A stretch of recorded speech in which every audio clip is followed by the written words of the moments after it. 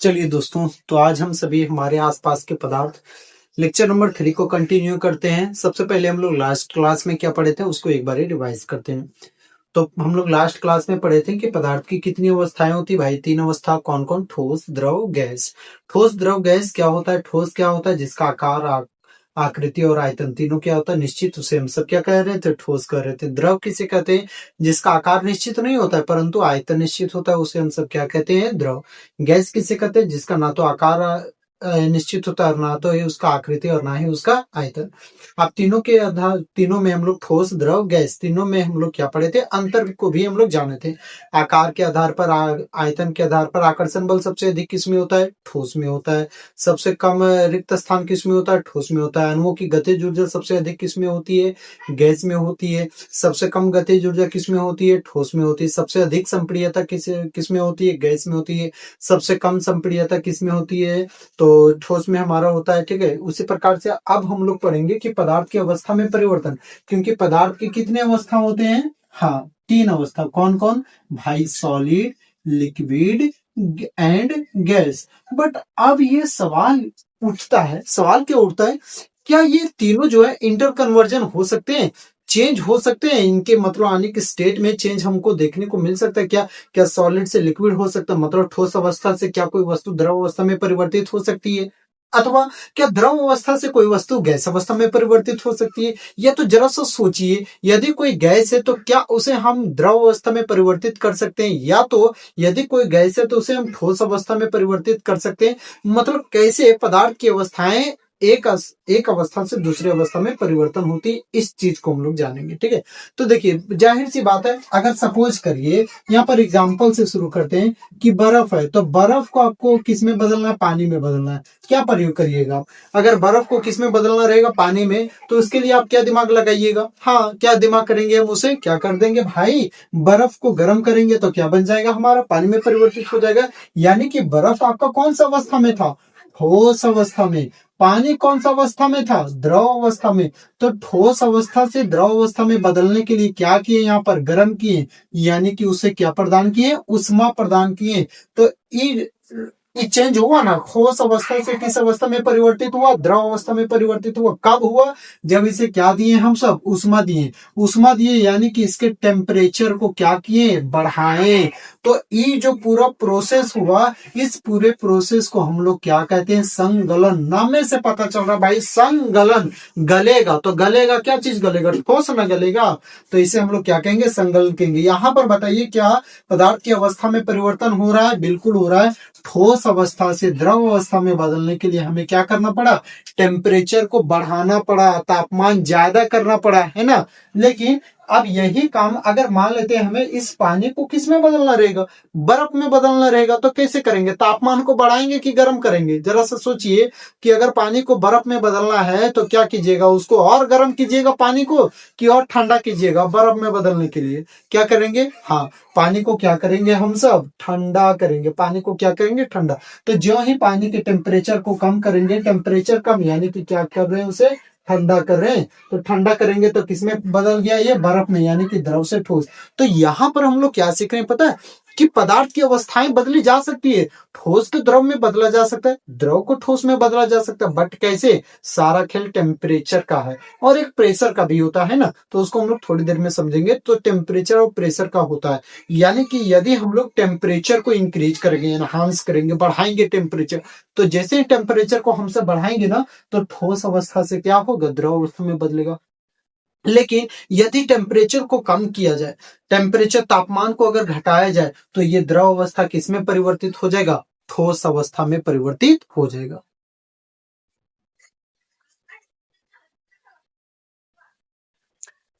चलिए, तो अभी हम लोग क्या देखें कि ठोस को द्रव में कैसे परिवर्तित किया जा सकता है। हाँ, जब हम टेम्परेचर को बढ़ाएंगे तो ठोस द्रव अवस्था में परिवर्तित हो जाएगा, और वही टेम्परेचर को घटाएंगे तो द्रव की अवस्था में परिवर्तित हो जाएगा, ठोस अवस्था में परिवर्तित हो जाता है। यानी कि पदार्थ की अवस्थाएं क्या होती है? एक दूसरे से कन्वर्जन में हो सकती है, यानी कि सॉलिड को लिक्विड में चेंज कर सकते हैं, लिक्विड को गैस में चेंज कर सकते हैं, लिक्विड को ठोस में हम लोग सॉलिड में चेंज कर सकते हैं, बट उस प्रोसेस का नाम क्या होगा वो सब प्रोसेस को हम लोग पढ़ते हैं।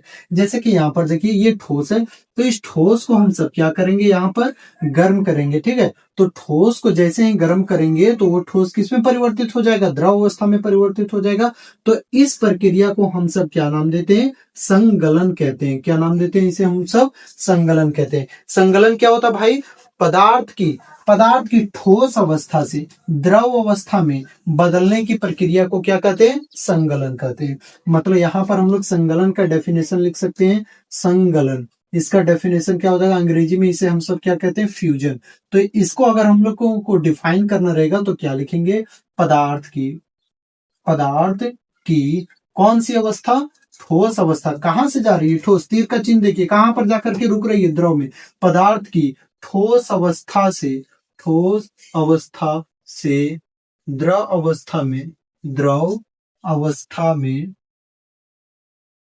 बदलने की, ठोस अवस्था से द्रव अवस्था में बदलने की प्रक्रिया को क्या कहते हैं भाई, संगलन कहते हैं। क्या कहते हैं, संगलन कहते हैं। अब देखिए इसका नाम से ही पता चल रहा है, संगलन, नाम से पता चल रहा है कि वो चीज क्या होगा, गलेगा। तो गलेगा क्या, ठोस वस्तु गलेगा। तो संगलन किसे कहते हैं, तो पदार्थ की ठोस अवस्था से द्रव अवस्था में बदलने की प्रक्रिया। ये जो बदला है, जैसे कि बर्फ है, यहाँ पर एग्जाम्पल में हम लोग लेते हैं बर्फ है, तो इस बर्फ को अगर हम सब क्या करते हैं, गर्म करते हैं, तो किस में परिवर्तित हो जाता है, पानी में परिवर्तित हो जाता है। यानी कि इसके टेम्परेचर को बढ़ाएं, बर्फ के टेम्परेचर को बढ़ा देंगे तो ये किस में बदल जाएगा, पानी में बदल जाएगा, ठीक है। तो ये बर्फ से पानी में बदला, तो उस पूरा प्रोसेस को क्या कहेंगे, पूरी प्रक्रिया जो हुई उस प्रक्रिया का नाम क्या है, तो उस प्रक्रिया का नाम क्या हो जाएगा आपका, संगलन। ये उदाहरण हो गया संगलन का, बर्फ से पानी में बदलना। उसके बाद अब बताइए, क्या इस द्रव को पुनः आप ठोस में बदल सकते हो? हाँ बिल्कुल सही, बदल सकते हैं। कैसे, टेम्परेचर को बढ़ा करके कि टेम्परेचर को कम करके? तो भाई टेम्परेचर को बढ़ाएंगे तो ठोस किस में परिवर्तित हो जाएगा, द्रव में परिवर्तित हो जाएगा। लेकिन वही टेम्परेचर यानी कि तापमान को कम कर देंगे, ठीक है, तापमान को कम कर देंगे तो ये द्रव किस में परिवर्तित हो जाएगा, ठोस में परिवर्तित हो जाएगा। तो इस प्रक्रिया का हम लोग नाम क्या देते हैं, तो द्रव अवस्था में ठोस अवस्था, द्रव अवस्था को ठोस अवस्था में बदलने की प्रक्रिया को क्या कहते हैं, जम गया है ना, तो इसे हम सब क्या कहेंगे, जमना कहेंगे, फ्रीजिंग कहेंगे, ठीक है। तो द्रव अवस्था से ठोस अवस्था में बदलने की प्रक्रिया को क्या कहते हैं, जमना। तो इसका डेफिनेशन खुद से लिख सकते हो जमना का, जमना लिखिएगा, ब्रैकेट में क्या लिखेंगे, फ्रीजिंग। क्या लिखिएगा, पदार्थ की द्रव अवस्था से ठोस अवस्था में बदलने की प्रक्रिया को जमना कहते हैं। आप वीडियो पॉज करके उस टाइम लिख लीजिएगा, ठीक है।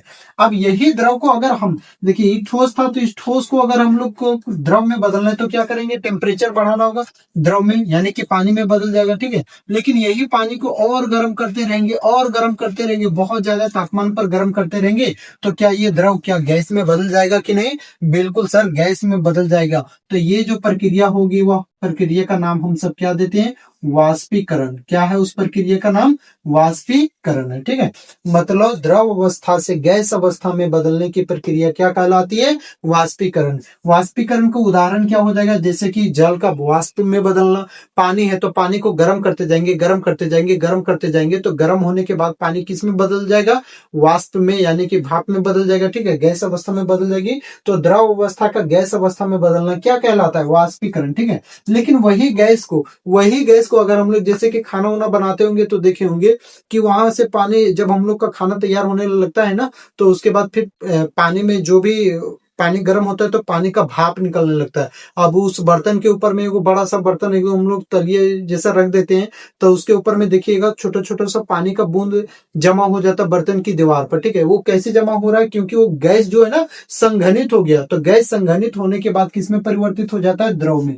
तो गैस का किस अवस्था में परिवर्तित होना, द्रव अवस्था में परिवर्तित होना क्या कहलाता है, संघनन कहलाता है। मतलब वो संघनित हो गया। क्या संघनित हो गया? गैस। किसमें संघनित हो गया? द्रव अवस्था में। तो गैस अवस्था का द्रव अवस्था में बदलना क्या कहलाता है? संघनन। लेकिन एक आधो को देखें, कपूर वगैरह, कपूर को देखिएगा, कपूर को हम लोग जलाते हैं तो कपूर को जलाने के, क्योंकि कपूर जलने से पहले ठोस अवस्था में रहता है, और कपूर को जैसे हम सब क्या करते हैं, जला देते हैं, तो ठोस से सीधे वो किसमें बदल जाता है? गैस में। उसका द्रव उरव नहीं दिखेगा, ठोस से सीधा किसमें बदल जाता है? वो गैस में बदल जाता है। तो ठोस अवस्था से सीधे गैस अवस्था, बिना द्रव अवस्था में बदले, द्रव अवस्था में बदले बिना ठोस अवस्था से सीधा गैस अवस्था में बदलने की प्रक्रिया को क्या कहते हैं? ऊर्ध्वापातन कहते हैं। क्या कहते हैं उसे? ऊर्ध्वापातन। लेकिन वही गैस को अगर हम लोग, जो गैस बना हुआ उसी को अगर हम सब क्या करेंगे भाई, ठंडा कर देंगे ना, तो पुनः किस में परिवर्तित हो जाएगा? ठोस में परिवर्तित हो जाएगा। तो इस प्रक्रिया को हम सब क्या कहते हैं? निक्षेपण कहते हैं। हो गया, अवस्था में परिवर्तन की प्रक्रिया हम लोग समझ गए। अब एक बार रिवाइज करते हैं। पहला है संगलन। क्या होता है संगलन? क्या होता है? तो ठोस अवस्था से द्रव अवस्था में बदलने की प्रक्रिया क्या कहलाती है? संगलन। ठोस को यहाँ पर हम इस प्रकार से राउंडेड कर दे रहे हैं। ये ठोस का हो गया, ये क्या हो गया? आपका द्रव हो गया, ठीक है।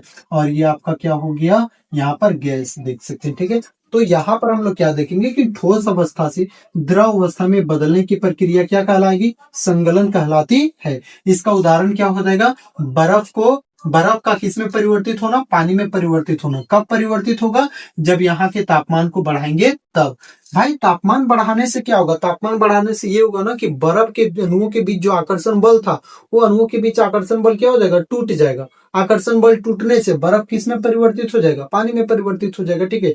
टूट जाएगा आकर्षण बल, तो उनके अणुओं के बीच में जो खाली स्थान पहले कम था, अब वो खाली स्थान थोड़ा ज्यादा हो जाएगा, यानी कि पानी में परिवर्तित हो जाएगा। उसी प्रकार से अब दूसरा चीज देखते हैं। पहला क्या हो गया आपका? पहला तो यहाँ पर हो गया आपका संगलन। संगलन किसे कहते हैं? तो पदार्थ की ठोस अवस्था से द्रव अवस्था में बदलने की प्रक्रिया क्या कहलाती है? संगलन कहलाती है। दूसरा आपका जमना। जमना को हम सब क्या कहते हैं अंग्रेजी में? अंग्रेजी में इसे हम लोग कहते हैं फ्रीजिंग। नाम से अगेन पता चल रहा है जमना। जमेगा क्या? कोई द्रव ना जमेगा, तो क्या लिखेंगे? पदार्थ की द्रव अवस्था से ठोस अवस्था में बदलने की प्रक्रिया जमना कहलाती है। बदलने की प्रक्रिया को जमना कहते हैं, ठीक है। एग्जाम्पल में क्या हो जाएगा? पानी का बर्फ में बदलना, ठीक। ये क्या हो जाएगा? आपका जमना का उदाहरण हो जाएगा। तीसरा जो है आपका, तीसरा क्या है यहाँ पर? वाष्पीकरण देखते हैं। वाष्पीकरण, वेपोराइजेशन, ठीक है। वाष्पीकरण, इसको अंग्रेजी में हम सब क्या कहते हैं? वेपोराइजेशन कहते हैं, ठीक। तो वाष्पीकरण क्या होता है? तो द्रव अवस्था में हम लोग क्या लिखेंगे? पदार्थ की द्रव अवस्था से गैस अवस्था में बदलने की प्रक्रिया को वाष्पीकरण कहते हैं। एग्जाम्पल में क्या हो जाएगा? पानी का भाप में बदलना। पानी को गर्म करेंगे, गर्म करते जाएंगे, गर्म करते जाएंगे, तो वो पानी किस में बदल जाएगा? भाप में, गैस में बदल जाएगा, ठीक है। तो उस प्रक्रिया को हम सब क्या कहेंगे? वाष्पीकरण। नेक्स्ट प्रक्रिया है कौन सी होती है? संघनन। कौन सी प्रक्रिया? अगली प्रक्रिया संघनन होती है, ठीक है। अब संघनन में क्या होता है कि पदार्थ का गैस अवस्था से कौन अवस्था में बदलना? द्रव अवस्था में। तो क्या लिखेंगे? पदार्थ की गैस अवस्था से द्रव अवस्था में बदलने की प्रक्रिया को संघनन कहते हैं। जैसे कि एग्जाम्पल में क्या हो जाएगा? गैस को द्रव में बदलना है तो हम लोग लिख सकते हैं कि वाष्प का जल में बदलना, यानी कि भाप का जल में बदलना। ये किसका उदाहरण हो जाएगा भाई? आपका संघनन का उदाहरण हो जाएगा। पांचवा क्या है? पांचवा है आपका ऊर्ध्वापातन। ऊर्ध्वापातन क्या होता है? तो क्या लिखेंगे? द्रव अवस्था में परिवर्तित हुए बिना, ठीक है। द्रव अवस्था में परिवर्तित हुए बिना ठोस अवस्था से सीधे गैस अवस्था में बदलने की प्रक्रिया को क्या कहते हैं? ऊर्ध्वापातन कहते हैं। या तो शॉर्ट में आप क्या लिख सकते हैं कि पदार्थ का ठोस अवस्था से सीधे गैस अवस्था में परिवर्तित होने की प्रक्रिया क्या कहलाती है? ऊर्ध्वापातन कहलाती है। ऊर्ध्वापातन में क्या होगा? पदार्थ ठोस अवस्था सीधा क्या हो जाएगा? गैस हो जाएगा। जैसे कि कपूर वगैरह को अगर हम लोग धूप में छोड़ देंगे, नेपथलीन की गोली जो होती है, नेपथलीन की गोली को धूप में छोड़ देंगे थोड़ी देर तक, उसके बाद कुछ समय के बाद वो क्या हो जाता है? अदृश्य हो जाता है वहां से। तो क्या हो जाता है? क्योंकि नेपथलीन की गोली जो पहले ठोस अवस्था में थी ना, वो सीधा क्या होगी? ऊर्ध्वापातित हो गई, मतलब सीधा गैस अवस्था में परिवर्तित होगी। ऐसा क्यों हुआ? क्योंकि नेपथलीन की गोली एक ऊर्ध्वापातनशील पदार्थ है। तो क्वेश्चन कई बार पूछता है कि नेपथलीन की गोली को खुला छोड़ देने पर यह कुछ समय के बाद अदृश्य हो जाती है, क्यों? तो क्या लिखेंगे? इसलिए हो जाती है क्योंकि नेपथलीन एक ऊर्ध्वापातनशील पदार्थ है, ठीक है। उसके बाद निक्षेपण क्या होता है, तो वही जो गैस, जैसे कपूर इस सबको गर्म किए तो कपूर क्या बन गया, भाप बन के उड़ गया, लेकिन वही गैस को ठंडा करेंगे तो पुनः क्या प्राप्त हो जाएगा, हमें ठोस प्राप्त होगा। तो गैस अवस्था से सीधे ठोस अवस्था में प्राप्त करने की प्रक्रिया क्या कहलाती है, निक्षेपण कहलाती है। ठीक, तो ये होप कि आपको क्लियर हो गया होगा। ये ज्यादा भारी टॉपिक नहीं था। अब हम लोग थोड़ा सा एक चीज को हम लोग समझेंगे कि जब भी पदार्थ में परिवर्तन होता है, अवस्था में परिवर्तन होता है, जैसे कि ठोस अवस्था से द्रव अवस्था में परिवर्तन हुआ, तो जब भी ठोस अवस्था से द्रव अवस्था में परिवर्तन होगा ना, तो उस टाइम पहले टेम्परेचर बढ़ेगा बढ़ेगा बढ़ेगा बढ़ेगा, लेकिन ज्यों ही परिवर्तन होने वाला रहेगा तो उस टाइम में टेम्परेचर क्या हो जाता है, कांस्टेंट हो जाता है, रुक जाता है टेम्परेचर। आप कितना भी उष्मा दे दो, लेकिन उस टाइम में टेम्परेचर रुक जाता है, तो टेम्परेचर वहां पर स्थिर रहता है। क्यों रहता है स्थिर, वो सब अभी हम लोग पढ़ेंगे। आप इसको स्क्रीनशॉट लीजिए और जहां जहां पर चेंज करना रहेगा वहां वहां पर आप अपनी इच्छा अनुसार वहां चेंज कर दीजिएगा। उसके बाद आप क्या करिएगा, सबका नोट्स बना लीजिएगा। संगलन किसे कहते हैं, जमना किसे कहते हैं, वाष्पीकरण किसे कहते हैं, संघनन किसे कहते हैं, ऊर्ध्वापातन किसे कहते हैं, निक्षेपण किसे कहते हैं। ठीक है, आप इसको स्क्रीनशॉट ले लीजिए।